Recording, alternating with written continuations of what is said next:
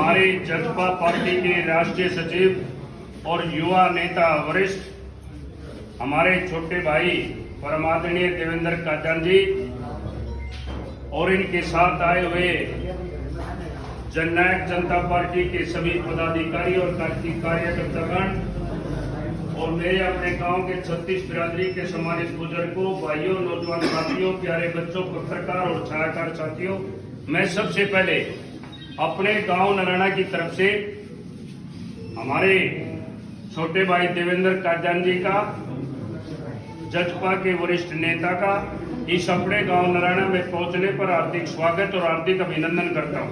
ताली बजाओ भाई।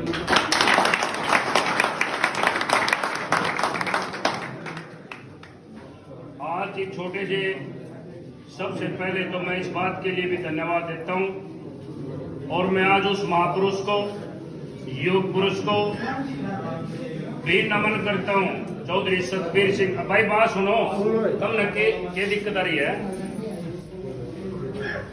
कोई नहीं, आराम से बोलो बेटा, या फिर कुछ तो ही गुंजाई हाल है। तभी थोड़ी बार है ना, खान पीन वाला सिस्टम बाद में करियो। 2 मिनट रुको। प्रधान जी का शुरू कीजिए, जन्म थोड़ा रोवा करिए।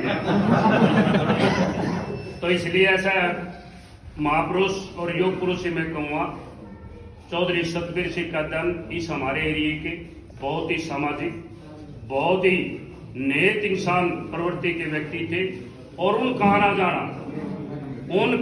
जाना लगभग जब हम भी जाते थे तो गुर्जर बिरादरी का कोई भी ऐसा गांव नहीं था जिनका उसमें सामाजिक तौर पे कर ब्याह शादी में आना जाना, मरने में, जीने में, सुख में, दुख में हमारे साथी रहा करते थे। और आज मैं उनको भी नमन करता हूं, उनके चरणों में नमन करता हूं कि हमारा भाई मदन आज ये सब कुछ जो देन है कादयान साहब, देवेंद्र जी, ये बाबूजी की देन है, आपकी देन है, ये सब कुछ आपका मदन को दिया। सब आपके इसके बच्चे बहुत बढ़िया खिलाड़ी भी हैं, सारा काम है। हर भाई बात सुन लो, मजबूत खुंटा तो कहीं पकड़ लो, उसका फल मिलता है। मैं भी भुगत भोगी हूं। मेरे पिताजी ने उठना बैठना नौकर के साथ किया, उमर खान सरपंच के साथ किया और सब कुछ इनकी देन आज हमारे को जो मिला। फिर चौधरी कटार सिंह के साथ हम रहे और बाबूजी का, चौधरी सतबीर सिंह कादयान जी का बहुत ही प्रेम था, इतना लाड शाद था। अब चौधरी सतबीर सिंह कादयान जी के कहने से उन्होंने कांग्रेस पार्टी को छोड़कर लोकदल ज्वाइन करी, नहीं वो किसी की नहीं माने, इतना घर प्रेम इनका था। और हम उनके साथ बधेरे जी राज, हम जो कुछ है चौधरी कटार सिंह जी की वजह से, जो आदमी करता है उसको भूलना नहीं चाहिए। हमने बहुत देख लिए, तो बाबूजी के साथ भी रहे, स्पीकर भी रहे हुए और इफ्को के चेयरमैन बने थे। ऑल इंडिया के इफ्को के चेयरमैन बने। देहात में रहने वाले किसानों को जो प्रोत्साहन, जो सहायता नौकरी की हो, चाहे आगे कोई ऐसा बिजनेस इफ्को खाद का करने वाला, अगर आज इतने भंडार संडार सब कुछ है, वो चौधरी सतबीर सिंह कादयान की देन रही देश के अंदर।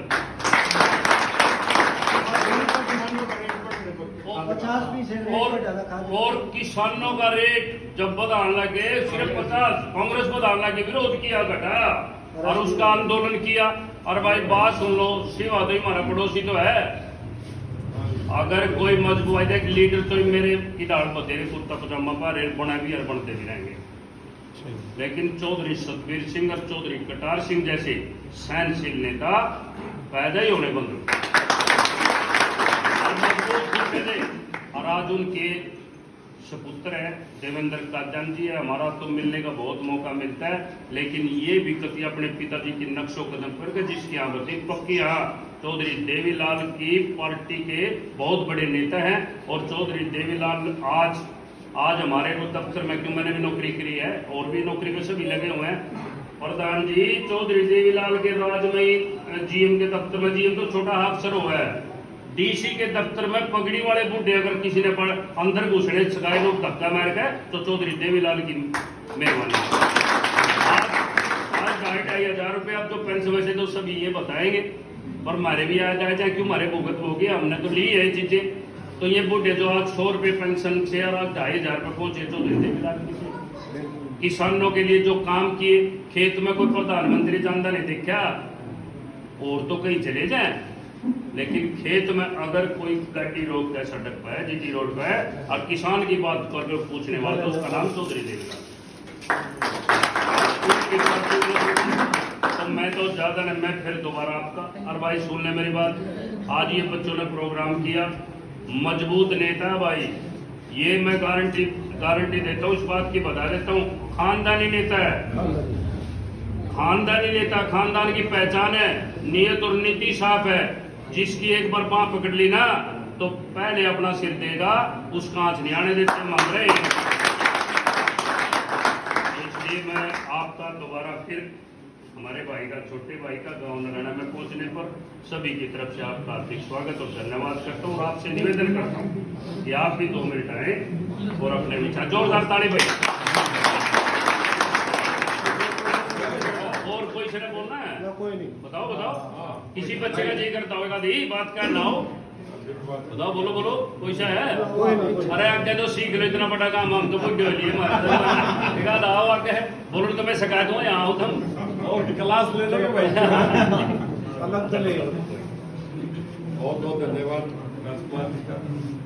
आदर और सम्मान के योग नारायणा गांव से कोने कोने से आए हुए मेरे पिता समान बुजुर्गों और मेरे नौजवान साथियों दोस्तों, सबसे पहले तो मैं आज भाई मदन जी का धन्यवाद करूंगा कि आज सभी साथियों से, बुजुर्गों से इन्होंने मेल मिलाप करने का काम किया।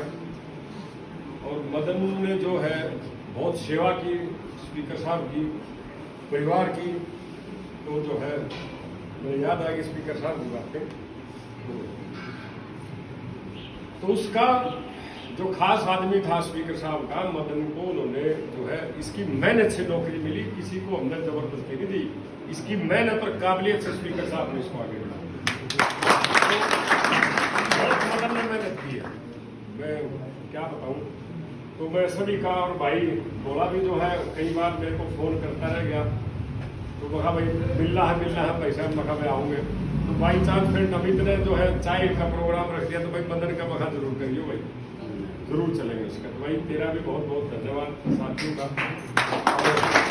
हमारे डॉक्टर अनिल जी, नारायण सिंह जी, ओमपाल जी, राजेश छोकर जी, अनूप छोकर जी, वाइस चेयरमैन साहब, और राजकुमार नेता जी, मदन छोकर जी, 2 बार लिख दिया गया राजकुमार का नाम, अच्छा नेता। और हमारे युवा साथी जो है मनिस्टर भाई, कश्मीरी लाल, अनिल, पिंका, मोनू, और भाई कोई साथी का नाम रह गया दोस्तों। बात तो राजकुमार जी ने बहुत अच्छी कही, बहुत बढ़िया बात कही। चौधरी देवीलाल की नीतियों पर चलकर जो 4 साल पुराना हमारा पौधा है जननायक जनता पार्टी, और हमारे बीच में भाई हमारा राजेंद्र जलदार जो है हिंसों का प्रधान है जिले का, तो मैं इसका भी स्वागत करता हूँ। तो भाई हमने जो पौधा लगाया है 4 साल का आदरणीय दुष्यंत चौटाला जी के नेतृत्व में, डॉक्टर अजय सिंह जी के नेतृत्व में, मैं आप लोगों से उस पौधे को सींचने के लिए रिक्वेस्ट और आशीर्वाद लेने के लिए आया।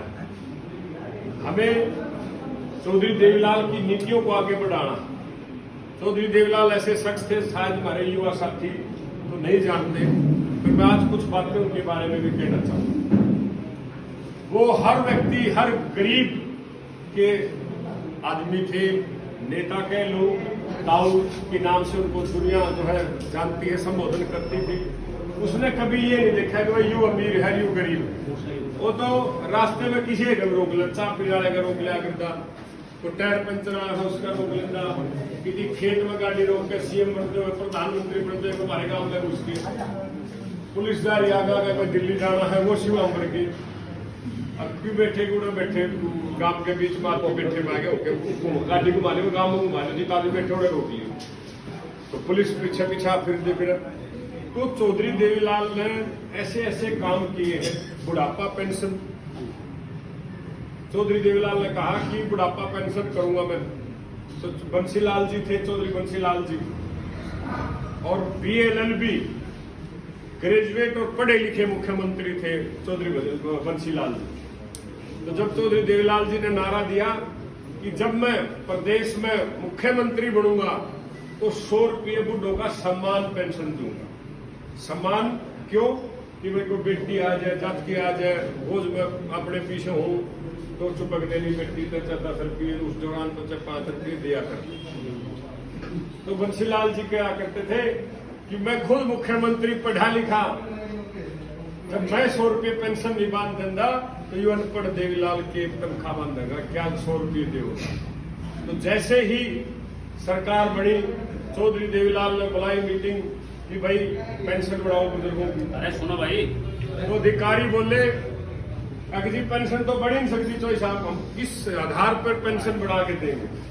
बोला लिख के लाओ कागज पे, अब बुढ़ापा पेंशन 100 रुपये कर दी गई और नीचे लिखवा लो मेरा गुंठा लगा लो देवीलाल। जब पेंशन बढ़ी थी नहीं अफसर तो जब भी नहीं चाहो थे पढ़े लिखे कि कैसे किस आधार पर बढ़ाओ। तो जब चौधरी देवीलाल ने जो इतना बड़ा स्टेप लिया, हरिजन बैकवर्ड की चौपाल लिवा करती थी, रास्ते में बैठे हुए चौधरी देवीलाल जब किसी दूसरे गांव में जा रहे थे, उन्होंने देखा कि भाई ये गांव में बाहर आदमी कैसे बैठे, बंद कर दी कोई बात। तो उनसे रोक के पूछा भाई तुम कैसे बैठे हो?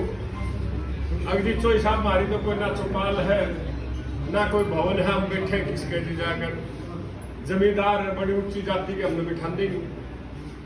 बोले अच्छा। तो सीधा चंडीगढ़ जाकर उसी दिन घोषणा कर दी थी कि गरीब की, बैकवर्ड की, हरिजन की चौपाल बनाई जाए ताकि शादी ब्याह अपना प्रोग्राम वो साथी कर सके, वो बिरादरी कर सके। ये थे चौधरी देवीलाल। वो अनेक के नीतियां जच्चा बच्चा की थी, किसान की थी, तो बहुत सारी ऐसी काम जो है चौधरी देवीलाल ने किए। उन्हीं की नीतियों पर चलते हुए आदरणीय डिप्टी सीएम श्री दुष्यंत चौटाला जी आज हमारे बीच में उनकी नीतियों को लेकर काम कर रहे हैं, उनकी नीतियों को आगे बढ़ाने के लिए काम कर रहे हैं। हमने जो वादे किए, प्रेम सरकार बनाएंगे, युवाओं का जोश था, युवाओं की पार्टी थी, युवाओं ने नारा दिया था आया आया दुष्यंत आया, हमारा सीएम कैसा हो दुष्यंत जैसा हो। तो उन्होंने जब वादा किया था युवाओं को कि प्राइवेट सेक्टर में 75% आरक्षण देने का काम दोस्तों मैं युवाओं के लिए करूंगा, आज दुष्यंत जी ने वो वादा अपना पूरा करने का काम किया। जब हरी चुनरी चौपाल नैना जी करते थे तो उन्होंने उन महिलाओं को, माताओं बहनों को वादा किया था कि जो भी महिलाएं शराब से परेशान हैं, कि गांव में शराब के ठेके खुल जाते हैं और उनका भाई, बेटा, पति जो है शराब की लत से ज्यादा परेशान होते हैं, तो उनको ये कहा था कि आप ग्राम सभा का रेजुलेशन बना के हमें दोगे तो हम गांव में ठेका नहीं रखने देंगे। तो जिस गांव ने ये ऐसा रेजुलेशन लिख के दिया तो मुख्यमंत्री जी ने उस गांव में ठेका नहीं खोलने दिया, चाहे सरकार को कितना ही लॉस हो जाए, लेकिन जो वादा था वो वादा निभाने का। तीसरा वादा किया था, जो आज पंचायत का जो है चुनाव डिले, सभी साथी कहते हैं भाई जो सरपंच का चुनाव लड़ रहा बड़ा मुश्किल में है बेचारा, खर्चा बहुत होता है, इतने साल, 1 साल, 1.5 साल लटकना बड़ा मामला समझते हैं हमने। पर उन्होंने वादा किया था कि बैकवर्ड को जो है पंचायत इलेक्शन में रिजर्वेशन दिलाने का काम करेंगे ताकि बैकवर्ड समाज में जो है अपना चुनाव प्रतिनिधि करे, गांव का नेतृत्व करे और एक अच्छी सोच के तहत गांव का डेवलपमेंट और काम करे। काम तो बहुत सारे हैं दोस्तों, बहुत बातें करेंगे हम काम की, मैं दोबारा फिर भी आएंगे। मैं तो आप लोगों को एक बात कह रहा हूं कि किसी भी साथी को, चाहे सामाजिक हो चाहे पर्सनल हो, आप मेरे पास आओ। 2 साल सरकार के माननीय मुख्यमंत्री दुष्यंत चौटाला जी, हमारे प्रदेश के उप मुख्यमंत्री, 2 मंत्री हमारे पास, अनूप धानक जी, देवेंद्र बबली जी पंचायत मिनिस्टर, तो हम जो भी काम को हो गया आप गांव का डेवलपमेंट का, चुनाव पंचायत के करो, एक अच्छा सरपंच चुन के लाओ, रुपये की ग्रांट 18-22 गांव में निर्णय देगा।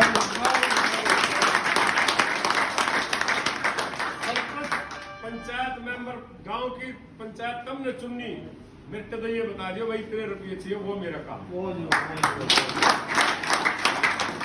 और जो युवा साथी खड़े, मैं बताना चाहूंगा आप लोगों को कि किसी साथी को स्पोर्ट्स में आगे बढ़ना हो तो मेरे से बताओ कि क्या भाई साहब ये मदद चाहिए, हम आपके साथ खड़े। दूसरा, बेरोजगारी बहुत है। जो साथी टेक्निकल कोर्स कर रहे हैं, मैं सरकारी नौकरी की तो हाथ जुठी नहीं भर के जाऊंगा, क्योंकि मैं जो बात कहूंगा सच्ची कहूंगा, चाहे किसी ने कड़वी लागो, चाहे नूना कही भाई के कह गया, ठीक है, बात मैं कहूंगा सच्ची। सरकारी नौकरी वाला मैं वादा नहीं करता कि मैं सरकारी नौकरी किसी लगा दूंगा। वो गए समय जब स्पीकर साहब ने मदन भाई लगा दिया, अब तो मेरिट पे लगाओ है सरकार। कौशल रोजगार में किसी साथी ने भर रखा, वो मेरे तक पर्चा जरूर दे दियो, उसके लिए मैं कोशिश कर दूंगा। हाँ, प्राइवेट सेक्टर में टैलेंटेड जो साथी हैं वो मेरे से संपर्क करें। शहर में पानीपत में सभाखा में जो फैक्ट्री होगी उसमें मैं भाई का रिज्यूम देकर उसको लगवाने का पूरा भरपूर प्रयास करूंगा। दूसरा एक और बताता हूं युवा साथियों के लिए कि एमएसएमई एक डिपार्टमेंट है दुष्यंत जी के पास, उसमें हम 2 लाख से लेकर 20 लाख तक के लोन देते हैं।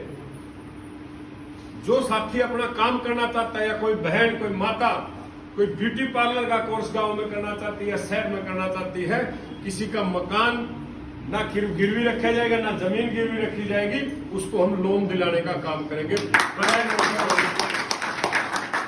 गारंटी के। पर काम करना पड़ेगा।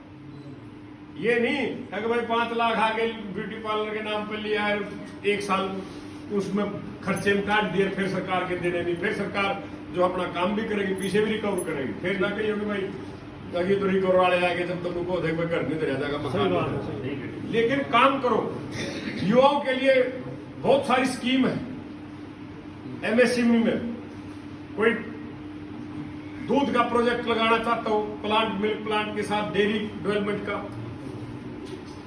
कोई फैक्ट्री किसी चीज की छोटी जो सप्लाई कर सकते हैं धागे की या कुछ और तरीके की, बहुत सारे ऐसे काम हैं जो हम युवाओं को दे सकते हैं काम। इंटरलॉकिंग का तो मुझे जो कंज्यूमर को डायरेक्ट मिलती हो वो, इस चीज तरीके की जो है हमारे पास लोन की स्कीम है, हम युवाओं को वो दे सकते हैं। क्योंकि प्राइवेट सेक्टर में ही आप आगे बढ़ सकते हो। डीसी रेट कितना मिलता है मैनेजर साहब बताएंगे? 18,000, 16,000। इस 16,000 में कब तक काम करोगे दोस्तों? वो कितना बढ़ जाएगा वो 5 साल में? 500 बढ़ा देगी सरकार, 1000 बढ़ा देगी, बस इतना है। इससे ज्यादा नहीं बढ़ाओगी। लेकिन प्राइवेट सेक्टर में जब आप किसी अच्छी फैक्ट्री में लगोगे या अच्छी नौकरी करोगे, मेरे पास 2014-4 में मैंने हीरोंडा की एजेंसी खोल ली थी। मेरे पास पुराने साथी कोई 50,000 ले रहा, कोई लाख रुपए तक ले रहा। तो आप प्राइवेट सेक्टर में ज्यादा पैसे कमा सकते हो, ना कि आप डीसी रेट पर ध्यान दो। डीसी रेट पे खर्चा नहीं चलेगा। आज अगर किसी को डीसी रेट पानीपत जाना पड़ गया, नारायणा से पानीपत आने में महीने में 3-4 हजार का 5,000 का तेल लाग गया तेल। तो भाई ऐसा काम करो जिसमें घर भी रहो। तो मेरे जैसा साथी आ गया था, दौड़ा उसकी बैठ भी जाओ और ड्यूटी पे हो गए तो भाई कोई सा नहीं पाओगा, सारे पूरे पाओगे। अपना निजी काम करो, रिश्तेदारी में जाना वहां चला जाए आदमी। सरकारी नौकरी में बहुत बन जाता, बंधन बहुत है। या तो पढ़ के जो साथी अच्छी नौकरी लगे उसकी तनख्वाह फिर भी अच्छी है, 70,000 है, 80,000 है, अलग अलग नौकरी के अलग अलग रेट सैलरी। तो दोस्तों मैं तो इतना ही कहूंगा कि आप जो है 2 साल है भी चुनाव के, भाई से जो काम लेना वो काम लो और हम आपके साथ हैं। और जो बाकी राजकुमार जी ने जो बताई परिवार की बैकग्राउंड की बात सारी, वो आप सबको इन्होंने बताई। हम तो वो अंडी भाई है नजदीक के, शिवा नारायण को फर्क 3 पीढ़ी उठ बैठ है आपस में हर आदमी का संपर्क। और मेरे बारे में भी जानते होंगे, और मेरे फादर को तो बुजुर्ग तो काफी हद तक जानते ही थे। तो मैं जो बात कहता हूँ सच्ची कहता हूँ, बुरी जरूर लगेगी पर झूठा आदमी नहीं हूँ। जो काम की हाँ भर लूंगा तो हाँ कर दूंगा, जिसकी काम मेरे ना होगा तो मैं उसको साफ मना कर दूंगा। मेरे हाथ में नहीं, जुत्ती नहीं तोड़ाऊंगा किसी काम। तो आप सभी साथी जो है यहाँ इतनी गर्मी में सभी साथी आए, मैं आपका पुनः धन्यवाद करता हूँ। और भाई लेट की भी माफी मांगता हूँ, 1-1.5 घंटा लेट, क्योंकि चुलकाने में 5-6 चाय होगी तो भी मना किया नहीं जाता। तो इस करके दोस्तों हमारी मजबूरी भी है। मैं तो 9:15 9:30 बजे आपके 9:15 आपके गांव क्रॉस कर दिया, तो 9:30 में पहुंच गया था जब कुलदीप का फोन गया। तो भाई सभी साथियों से मैं पुनः धन्यवाद करता हूं। जय हिंद, जय जय।